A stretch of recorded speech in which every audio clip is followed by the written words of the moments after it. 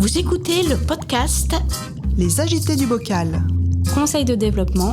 Grenoble-Alpes Métropole. Question 1. Pourquoi j'ai plongé dans le conseil de développement ? Il y a deux versions. D'un côté, j'y suis allé pour m'impliquer en tant que grenoblois, une métropole plus harmonieuse, solidaire, hospitalière.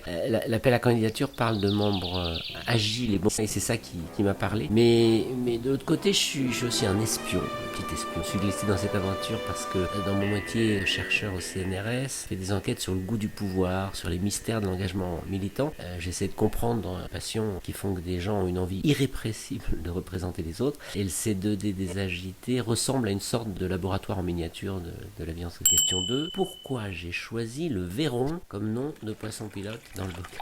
À répondre sérieusement à cette question. J'adore l'ambiance des rivières. Le Véron est un petit poisson très vif, il sert parfois d'appât, qui s'épanouit dans les eaux fraîches, pleines d'oxygène. Les scientifiques ont constaté que c'était un paradoxe, c'était un poisson qui s'acclimatait très facilement à la vie d'un aquarium, ce qui permettait de faire des expérimentations. Et ils ont remarqué qu'il était assez naïf, sensible, qu'il apprenait très vite à mémoriser ce qui se passe dans son entourage. Je me reconnais plutôt bien dans cette image du petit poisson qui a toujours beaucoup d'enthousiasme pour ce qui s'agite autour de lui. Question 3. Pourquoi j'encense toujours la démocratie délibérative dans mes interventions ? Bon, c'est une question un peu ironique, mais ça. Je suis convaincu que les conseils de développement sont des espaces particuliers parce que la discussion provoque des réactions chimiques bizarres. La première, c'est qu'on ne peut pas seulement y raisonner à partir de son nombril.